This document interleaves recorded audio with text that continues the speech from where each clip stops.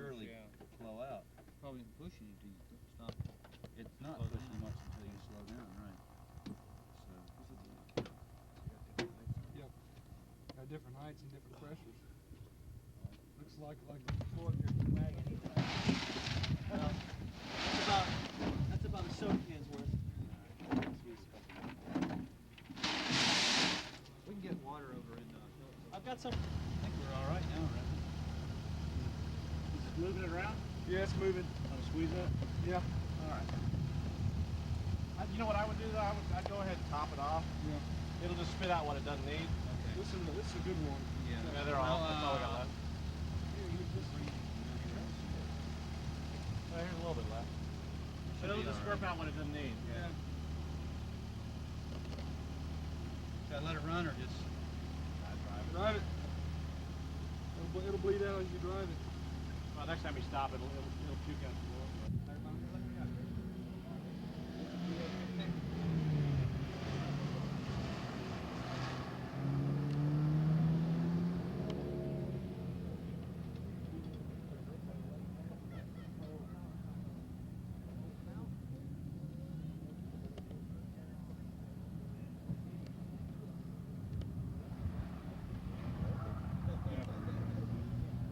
These stock, you're fairly a little bit better than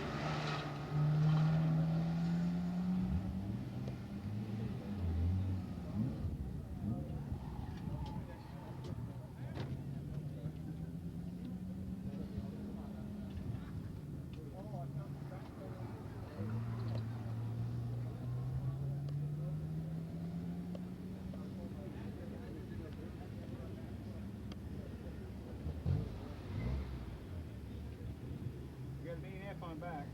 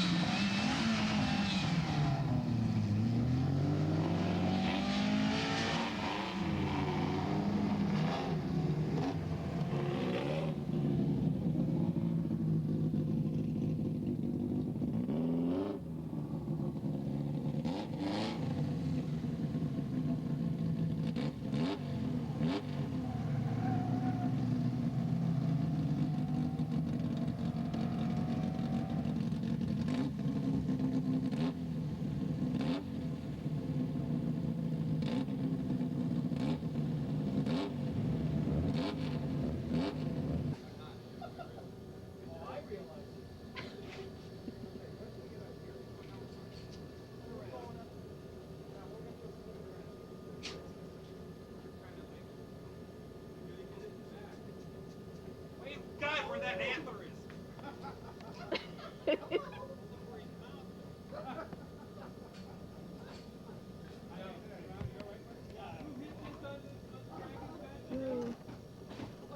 Whoa.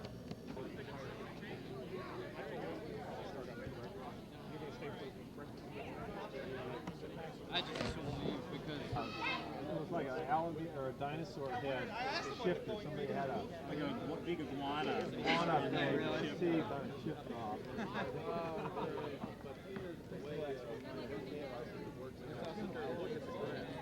Oh, really?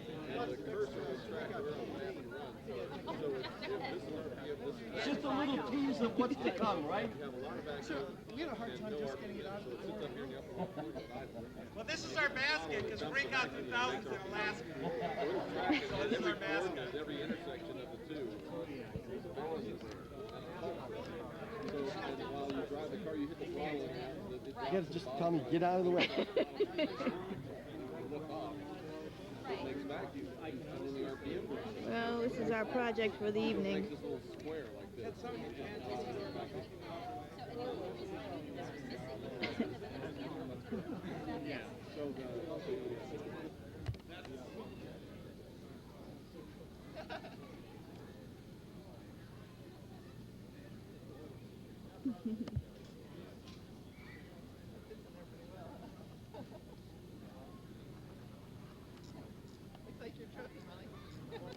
What do you think, Molly?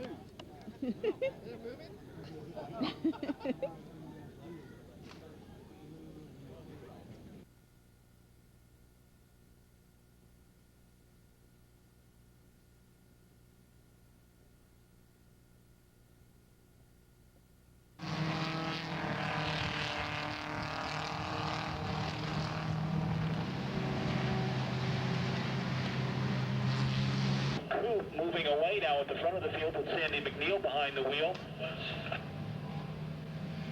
Meanwhile, car number 116 moves up to 5th position.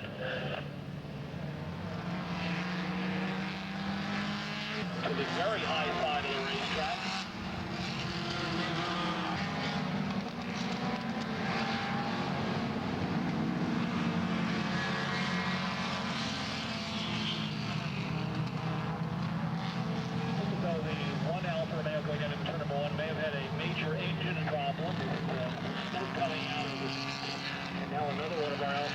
Taking us 3, one of our Lotus 7s. Sandy McNeil still with the lead as the key. And then a pair of British cars, the Elva Courier number 22 of Siegel and the Turner number 454. And there is, I don't think that was McGlinchey, that was a car that was being lapped. That would have been the number 431 and Giffen car that slid off momentarily to the outside as the race leaders were coming through. Giffen able to get back on the pavement and continue.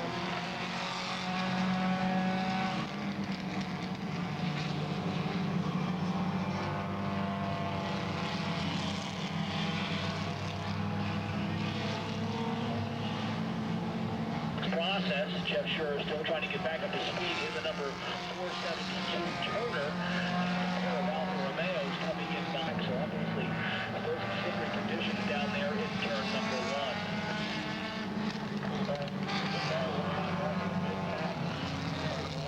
Henry Moore in the MGA 1600 and 94 Scott Terry in the Alfa Romeo. They're going at each other for the last few laps. Keep an eye on that one, even though it's not for a front position. It's a good battle. 747 Mort Ryan in there looking at the left front on his car. The other Alfa Romeo, now that he's gotten around the MG, I think we're going to see a real turn of speed out of that car. To make a late entry to the contest, he'll join on at the tail end of the field. Aiken is your race leader, second to Harden in the Lister, followed by the Oliver number 19, that is Kevin Chenoweth. Behind Pierre number 7, and we'll sort out the numbers for you when they come back to the start-finish stripe.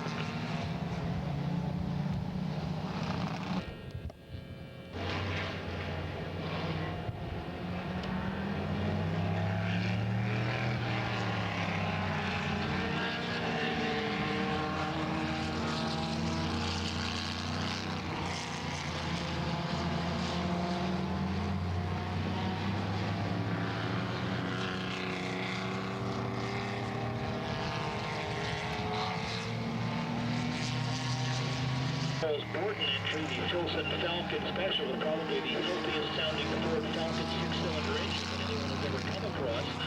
The triple carburetor setup on that inline 6 with the push rods, more popular for the Ford Falcon economy car than in the competition for, but Charles Borden getting quite a bit out of the engine to number 123. Vinny trying to get the Jaguar refired now. This was his problem initially. Chenoweth makes a move, comes up and moves up into 4th spot, jumping around Harvey Siegel as they went down under braking into Big Bend. Now he's got his sights set on the Lotus at 3rd.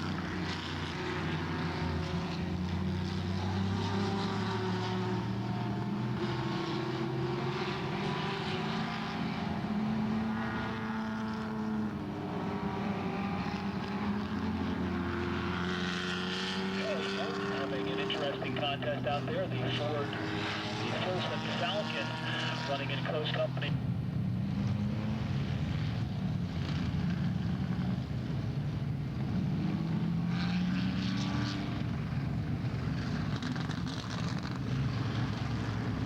Dave Spivak just having one of those days. They've got the hood down on the car. Now the car is stalled on the wet grass. So they're going to try and give him a push to get him started as soon as they can get him squeezed between Bob Gervin and Timmy Shenton, and was able to make the maneuver work. Shenton now trying to get inside of Gervin and go after race leader Goodchild. Aston Martin leading way, Jaguar second, Allard third, and then Jim Freeman in the second to the Aston Martin team.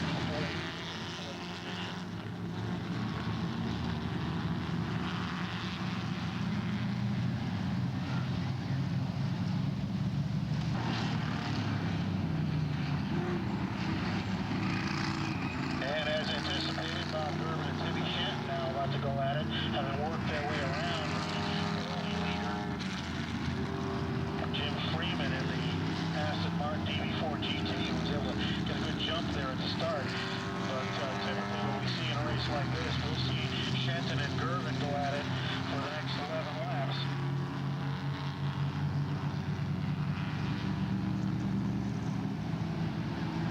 We'll start in the Allard Roadster.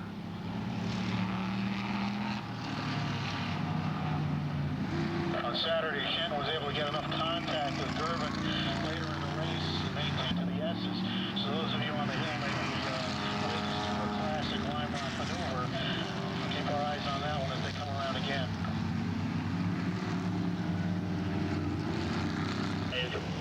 And make their last tour of the circuit. Barring some unforeseen misfortune to Bob Gervin, this should be his race. Shenton unable to close up and get into a striking position to make a pass. Gervin and Shenton with a long gap to try and close as they make the run back to the checkered flag. Third spot still Jim Freeman, car number 1-7. And Next up, driving the other last one. Irvin leading the field down the hill. Shen has closed up a little bit, but I'm not sure if he's going to be able to muster enough speed down the front straight. It almost felt like Irvin might have backed off a little on that last lap. Chrysler Howler GT. And at the finish, Timmy Shetton gets the gap down to just a couple of number 49 Aston Martin of John Littlechild comes home in fourth, and then the first of our Porsches, number 14 by Jen Scott.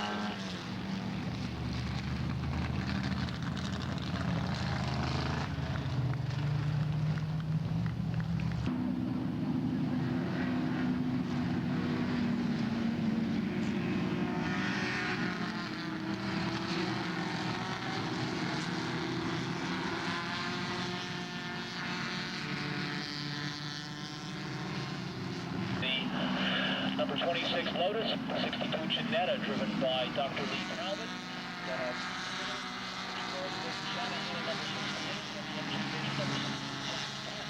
Top four.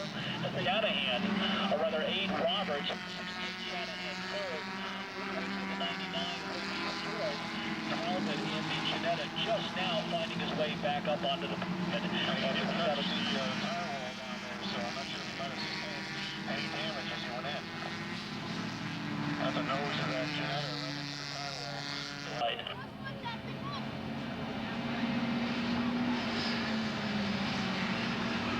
Lotus 7's battling for fifth position out. John Evans and car number 99, Max Lukowitz. So that's the real battle there.